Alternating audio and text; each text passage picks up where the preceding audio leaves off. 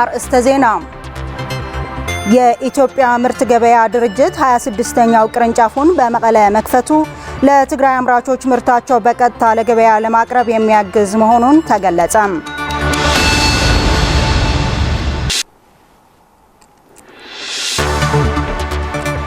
ፕሬዝዳንት ዶናልድ ትራምፕ 100 አገራት ወደ አሜሪካ በሚልኳቸው ሸቀጦች ላይ ታሪፍ ጣሉ።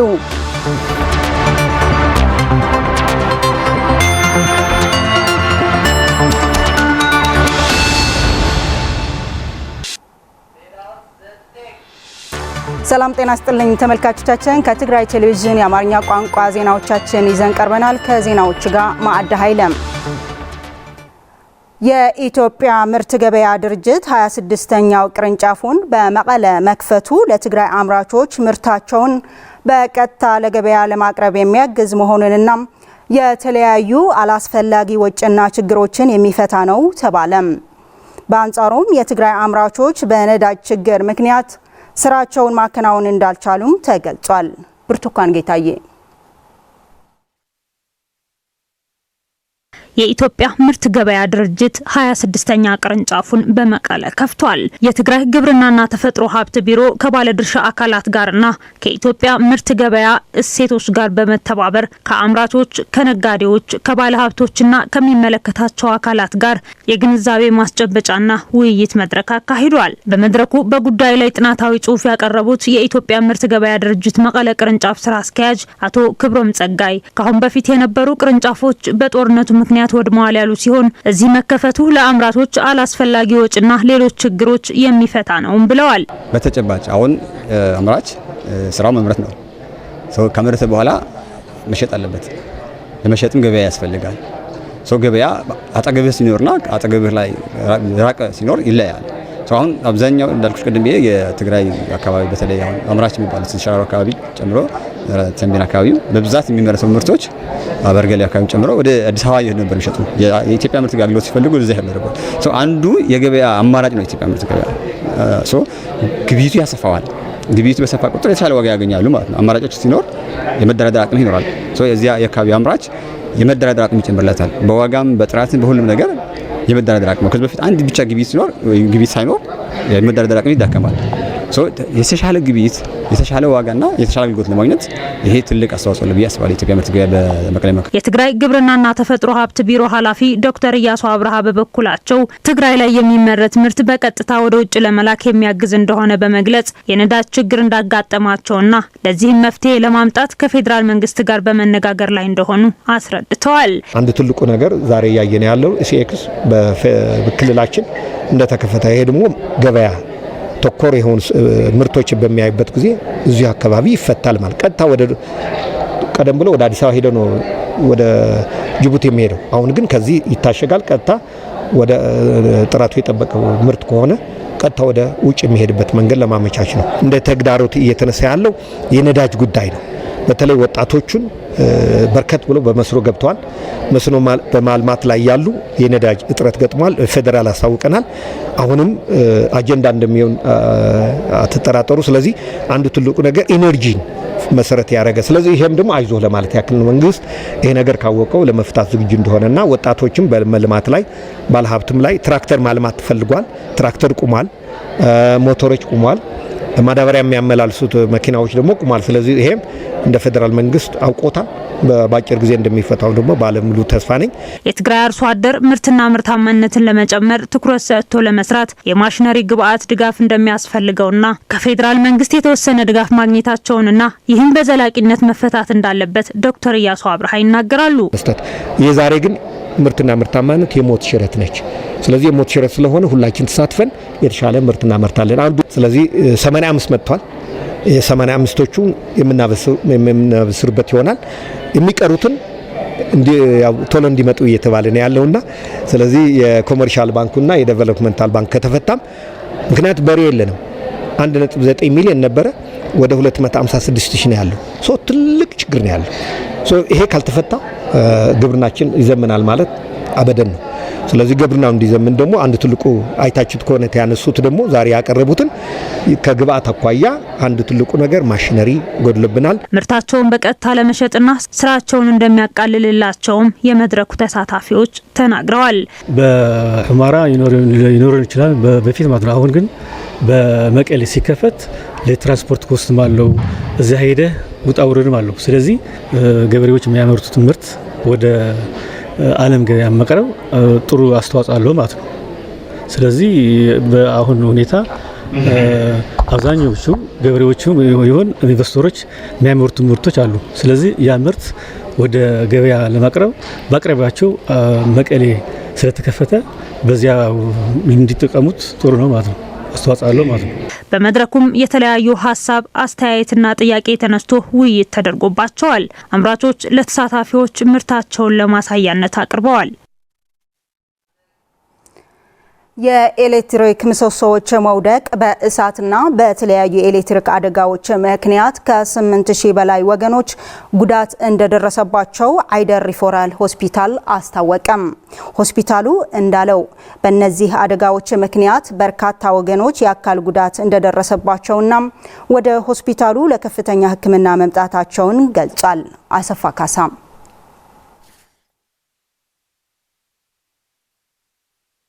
በትግራይ የተለያዩ አካባቢዎች የኤሌክትሪክ ፓሎዎች በመውደቃቸው በማህበረሰቡ ላይ ከባድ ጉዳት እያደረሱ ይገኛሉ። በዚህ አደጋ ጉዳት የደረሰባቸው በአይደር ሆስፒታል ሕክምና እየተከታተሉ ያገኘናቸው ማሳያ ናቸው። የኤሌክትሪክ ፓሎ በመውደቅና በኤሌክትሪክ ቃጠሎ ምክንያት በአይደር ሆስፒታል ሕክምናቸውን እየተከታተሉ ያሉ ወገኖች ከባድ አካላዊ ጉዳት እንደደረሰባቸው ገልጸዋል። ዝናብ ነው ለሐም በቃርናላት ዝናብ እየዘነበ ነበር።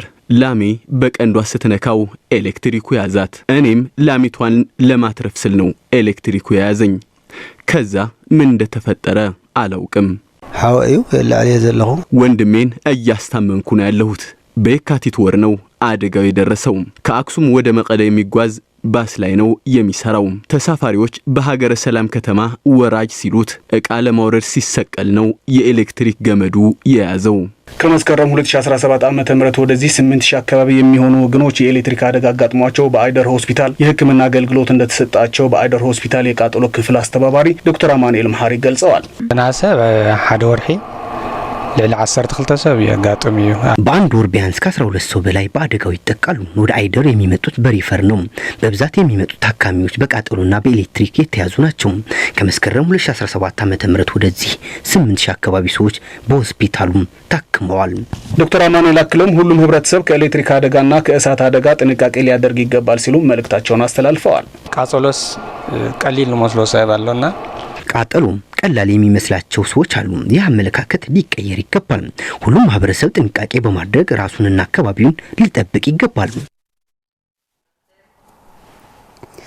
ህገወጥ የወጣቶች ስደት ከፍተኛ ስነ ልቦናዊ፣ ማህበራዊ፣ ምጣኔ ሀብታዊ እንዲሁም አካላዊ ጉዳቶችን እያደረሰ መሆኑ ተገለጸም።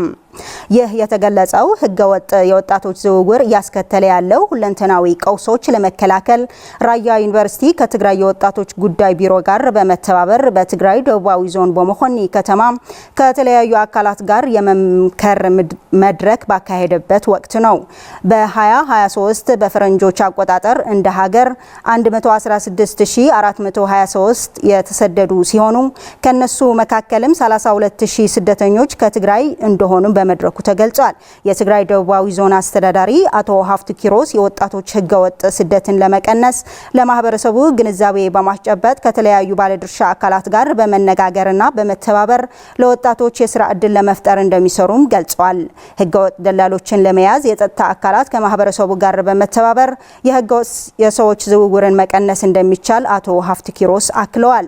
የዓለም አቀፍ የስደተኞች ዘገባን ምንጭ በማድረግ ጥናታዊ ጽሑፍ ያቀረቡት መምህር ቸኮለ ሐዱሽ በበኩላቸው በፈረንጆቹ አቆጣጠር 2024 ከጥር እስከ ነሐሴ ወር በመላ ሀገሪቱ 150 ሺህ ወጣቶች ወደ ተለያዩ አካባቢዎች የተሰደዱ ሲሆን በፈረንጆቹ አቆጣጠር 2023 ደግሞ እንደ ሀገር 116423 የተሰደዱ ሲሆኑ 32000 ስደተኞች ከትግራይ መሆናቸው ገልጸዋል። በ2017 ዓ.ም ከግማሽ ሚሊዮን በላይ ስደተኞች ወደ ሀገራቸው የተመለሱ ሲሆን 1/3 ተመላሽ ስደተኞች ከትግራይ መሆናቸው የአይኦኤም ሪፖርት ያመለክታል ሲል ባለደረባችን ታደሰ ልጅ አለም ዘግቦታል።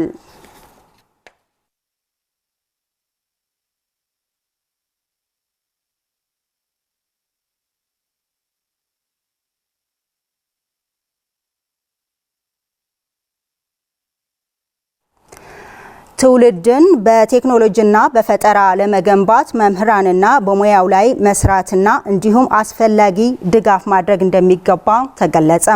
የትግራይ መልሶ ግንባታ ለማረጋገጥ የተማረ የሰው ኃይል ወሳኝ ነው። ይህ እንዲሆን ደግሞ ጠንካራ መምህራን መፍጠር ይገባልም ተብሏል። መዓዛ መኮንን በባለሀብት ዘርኡ ገብረ ሊባኖስ ተነሳሽነት ከትግራይ ትምህርት ቢሮና ትግራይ ቴሌቪዥን ጋር በመተባበር በስራ አፈጻጸም ብቁ የሆኑ የትግራይ መምህራን እውቅና የሚሰጥበት መድረክ ለማካሄድ ዝግጅቶች እየተደረጉ ይገኛሉ። የዝግጅቱ አካል የሆኑ ከተለያዩ የትግራይ ወረዳዎች መምህራንና የትምህርት አመራሮች የተመለመሉ ሲሆን ከነዚህም በተለያዩ መመዘኛዎች የተመረጡ ብቁ መምህራንና የትምህርት አመራሮች ለዳኞች ጥናታዊ ጽሁፎች ማቅረባቸው መዘገባችን ይታወሳል። በዚህ የእውቅና አሰጣጥ መርሃ ግብር ላይ ለብቁ መምህራኑ ጥናታዊ ጽሁፎቻቸውን እንዲገመግሙና ዳኝነት እንዲሰጡ ከተለያዩ የመንግስት ተቋማት የተውጣጡ አካላት በዚህ ዙሪያ ሀሳባቸውን የሰጡ ሲሆን እየተካሄደ ያለው ብቁ መምህራንን እውቅና የመስጠት መርሃ ግብር ሊበረታታ የሚገባው የመምህርነትን ሙያ ክብር ለመስጠት ትልቅ አስተዋጽኦ እንዳለውና ይህ ለቀጣይ መሰረታዊ ለውጥ ለማምጣት መሰረት መሆኑን ገልጸዋል። እዚ ተጀሚሩ ዘሎ ናይ ህዚ ውድድር አብይ ጅማሮ የተጀመረው የመምህራን ውድድር ትልቅ ጅምር ነው። መምህራን ለማወዳደር ሳይሆን እንደ መጀመሪያ ሆኖ በቀጣይም ካለንበት ችግር ወጥተን የመምህራን ሙያ ክብር ለመስጠትና በቀጣይም ትምህርት ላይ ትኩረት አድርገን ከሰራን መሰረታዊ ለውጥ ማምጣት እንደምንችል ለማሳየት ነው። ኢንቨስትመንት እውቀት ላይ የሚሰራ ነው። ይህ የሚሰራው ደግሞ መምህራን ላይ መስራት ነው። በመምህራን ላይ ከሰራን መልካምና ብቁ የተማረ ትውልድ መፍጠር ይቻላል። ዘመኑ የቴክኖሎጂ ዘመን ነው ያሉት ዳኞቹ ትውልዱን በቴክኖሎጂ እንዲዘመን ለማድረግ የተማረ የሰው ኃይል መፍጠር ወሳኝ ነው። ለዚህ መሰረቱ ደግሞ መምህራን ናቸው ይላሉ። ቴክኖሎጂ በጣም ዝተዓጻጸፈሉ ጊዜ ይለለ ማለት ነው። ያለንበት ዘመን የቴክኖሎጂ ዘመን ነው። ከቴክኖሎጂ ጋር ካልተጓዝን ከባድ ነው። ዘመኑ የዲፕሎማሲና የፈጠራ ዘመን ላይ ነን። ስለዚህ ከዓለም ጋር ለመጓዝ ለሁሉም ዘርፍ ቴክኖሎጂን ለመፍጠር የተማረ የሰው ኃይል መፍጠር ወሳኝ ነው። ይህ እንዲሆን ደግሞ ጠንካራ መምህር መኖር አለበት። ይህን ተገንዝበን ለመምህራን ክብር መስጠት አለብን።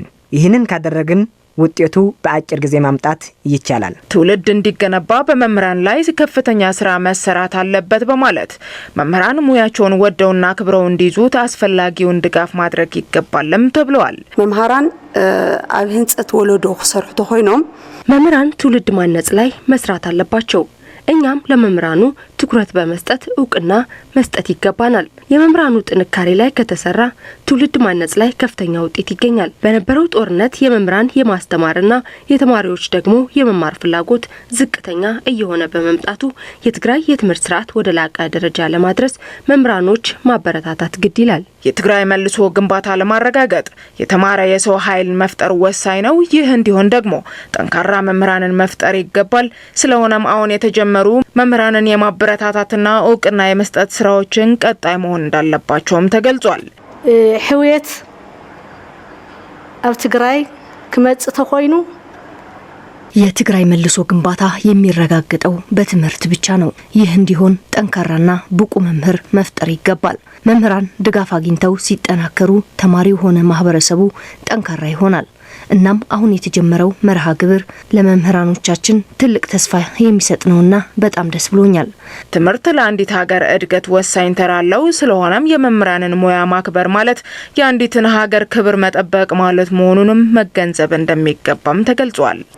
ትምህርቲ ኣብ ናይ ሓንቲ ዓዲ ወለዶ ምህናጽ መቅራጽ አጠቃላሊ ኣብ ናይ ሓንቲ ዓዲ ዕቤት ትምህርት ለአንዲት ሀገር ትውልድን የማነጽ ስራና የሀገር እድገት ያለው አስተዋጽኦ ከፍተኛ ነው። ትውልድን በትምህርት ለማነጽ ደግሞ መምህራን ዋነኞቹ መሰረት ናቸው። ስለዚህ የመምህራን ሙያና ክብር መጠበቅ ማለት የሀገር ክብር መጠበቅ መሆኑ ተገንዝበን ሁሉም አካል በትምህርትና መምህራን ላይ ድጋፍ እንዲደረግና ትግራይ በሁሉም አይነት ተወዳዳሪ አሸናፊ እንድትሆን ልንሰራ ይገባል። የመቀለ ከተማ የንጹህ መጠጥ ውሃ አቅርቦት እጥረት መቅረፍ የሚቻለው ከጦርነት በፊት ተጀምረው የተቋረጡ ትላልቅ ፕሮጀክቶች ሲጠናቀቁ መሆኑን ተገለጸም። ይህ የተገለጸው በኩሓ ክፍለ ከተማ በእግረ ወንበር ከ11 ሚሊዮን ብር በላይ ወጪ ተደርጎ በተሰራው የንጹህ መጠጥ ውሃ ፕሮጀክት የምረቃ ስነ ስርዓት ላይ ነው። ስለሺ ሐጎስ ተጨማሪ አለው። በኩሓ ክፍለ ከተማ ስር የሚገኘው ከእንደርታ ወረዳ ወደ መቀለ ከተማ አስተዳደር የተከለለው እግሪ ወንበር በሚባል ቦታ በመቀለ ከተማ ውሃና ፍሳሽ አገልግሎት ተሰርቶም ለተጠቃሚዎች ክፍት የሆነው የንጹህ መጠጥ ውሃ ፕሮጀክት መሰራቱም ከጉልበትና ከጊዜ ብክነት የሚታደጋቸው መሆኑን የአካባቢው ነዋሪዎች ይገልጻሉ። ካብ ገረብላ ምጻና ጾሪ ማይሌ ውሊና እንጥቀም ነርና ስንጠጣው የነበረው ውሃ ከወንዝ ያመጣን ነበር የምንጠጣው። በዚህም በጤናችን ላይ ብዙ ጉዳት አድርሶብናል። ይህን ከ2 ሰዓት በላይ የእግር ጉዞ ካደረግን በኋላ ነበር። አሁን ላይ ግን ንጹህ የመጠጥ ውሃ ተሰርቶልናል። ጤናችን ተጠብቆ ጊዜያችንም ሳይባክን የንጹህ መጠጥ ውሃ ተጠቃሚ ሆነናል። ድርዚ እኛ የዚህ እድል ተጠቃሚ ሆነናል። ይህን አይነት እድል ተጠቃሚ ለመሆን የሚጠባበቁ በርካታ አካባቢዎች አሉ። ተጠቃሚዎች በመሆናችን ተደስተናል። የመቀለ ከተማ የውሃና ፍሳሽ አገልግሎት ጽህፈት ቤት አስተባባሪ አቶ ብርሃኑ ገብረ ኪሮስ 11.2 ሚሊዮን ብር ወጪ ተደርጎበት የተሰራው የንጹህ መጠጥ ውሃ ፕሮጀክት በጥናትና ዲዛይን ተደርጎበት የተሰራ በመሆኑም የአካባቢው ማህበረሰብ የተሻለ የንጹህ መጠጥ ውሃ አቅርቦት ማግኘት እንዲችል ያደርጋል ብለዋል። ከጦርነቱ በፊትም ተደጋጋሚ የመቆራረጥ ችግርም ስለነበረ ያው ወደ 4-5 ዓመት ውሃ ችግር ነበረው እዚህ አካባቢ። ስለዚህ ያው መጣወቂያ ጉድጓድ ሌላ ተጨማሪ ጉድጓድም እዚህ አካባቢ ስላልነበረም ያው የጋኑ የመስመር ዝርጋታው ሌላ ኢንፍራስትራክቸር እንዳለው ሆኖ የፕሮዳክሽኑ ወይም ደግሞ የውሃ ምንጭ ስላልነበረ ተደጋጋሚ ችግር የነበረበት ቦታ ነው ማለት ነው። ስለዚህ ያሉ ዋተር ፖይንቶች አሉ። ለዋተር ፖይንቱ ለጊዜው ይሰጣል። ለወደፊቱ ግን ጉድጓዱ ትልቅ ስለሆነ ሌላ የቤት ለቤት ዝርጋታ ስራም እንሰራለን ማለት ነው። የመቀለ ከተማ ውሃና ፍሳሽ አገልግሎት ጽህፈት ቤት ስራ አስኪያጅ ዶክተር አሸናፊ ዘአብርሃም በእግሪ ወንበር የተሰራው የንጹህ መጠጥ ውሃ አቅርቦት ስራ በመቀለ ከተማ ያለውን የንጹህ መጠጥ ውሃ አቅርቦት እጦትን ለመቅረፍ ከተያዙት የአጭር ጊዜ እቅዶች አንዱ አካል መሆኑን አስታውሰዋል። ወደ 118 ሜትር አካባቢ ነው እንትን ጥልቀት የተቆፈረው። ፕሮዳክሽን ስናየው ደግሞ 15 ሊትር ፐር ሰከንድ ወይም ደግሞ 1200 ሜትር ኪክ በቀን ያመርታል ብለን ነው። ከተማችን የሚያስፈልገው የቀን ፍላጎት ወደ 120 ሜትር ኪክ በቀን ነው። አሁን በተጨማሪ እያቀረበ ያለው ግን ከ30 ሜትር ኪክ በቀን የማይበልጥ ነው። ስለዚህ በድምር ስናየው በፍላጎትና በአቅርቦት ሰፊ የሆነ ልዩነት አለ ማለት ነው። ይህን ለማጥበብ መንግስት የተለያዩ ስራዎች እየሰራ ነው። የአጭር ጊዜ መፍትሄዎች ብለን ካስቀመጥናቸው ለመግለጽ ያው እንደዚህ እንደ የእግሪ ወንበር ጉድጓድ በጥናት የተለዩ ጉድጓዶች ቆፍረን አጥናቀን ወደ ሲስተም ማስገባት አንድ መፍትሄ ነው። ይህም ብቻ አይደለም። በተለያዩ ቦታዎች የተወሰኑ ጉድጓዶች በአቅርቦት ንብረት ምክንያት ወይም ችግር ወደ ሲስተም ያልገባሉ። እነሱም ከሚመለከታቸው አካላት ተናግረን ወደ ሲስተም ማስገባትም አንድ መፍትሄ ነው። ከጊዜ ወደ ጊዜ እየጨመረ ያለው የመቀለ ህዝብ እንዲሁም የከተማዋ መስፋትን ተከትሎ የሚመጣጠን የውሃ አቅርቦት ለማረጋገጥ የረጅም ጊዜ እቅዶች ከጦርነቱ በፊት የተያዙ ግን ደግሞ የተቋረጡ ትልልቅ ፕሮጀክቶች ስራቸው ሲጠናቀቅ ነው ያሉት ዶክተር አሸናፊ ይህ እንዲሳካ የፌዴራል መንግስት በትኩረት ሊሰራበት እንደሚገባ ጠይቀዋል። የገረብሰገን ሁለተኛ ፌዝ ውል ታስሮ እንደ አዲስ ከጦርነቱ በኋላ የተወሰነ እንቅስቃሴ አለው። እሱም የተወሰነ የከተማችን የውሃ ችግር ይቀርፋል ብለን እናስባለን። በተቀመጠው ዲዛይን በተቀመጠው ጊዜ ሰሌዳ ተጠናቆ ወደ አገልግሎት ከበቃ እሱም የተወሰነ የከተማችን የውሃ ችግር ይቀርፋል ብለን ነው የምናስበው። በዋናነት ግን የከተማ መቀለ የውሃ ችግር የሚቀርፈው ለቀጣይ 10-20 ዓመት የገረብጋ ፕሮጀክት ተጀምሮ የነበረ ግድብ ወደ ስራ ዳግም መግባት አለበት ብለን ነው የምናስበው። የተወሰነ እንቅስቃሴ ከፌዴራል መንግስትን ከክልል ውሃና ኢነርጂ ቢሮ ከሚመለከታቸው አካላት እየተናገር ነው። የተወሰነ እንቅስቃሴ አለ፣ ግን በተግባር ስላልተጀመረ ተጠናክሮ ይቀጥላል። የሚደረገው ጫና እኛም እንደ ጽሕፈት ቤት እንደ ከተማ አስተዳደርም አጠናክረን እንቀጥላለን የሚል ነው። ተመልካቾቻችን ለሰዓቱ ያዝናቸው ዜናዎቻችን በዚህ አበቁ። ከቀሪው የትግራይ ቴሌቪዥን ፕሮግራሞች ጋር መልካም ቆይታ ይሁንላችሁ።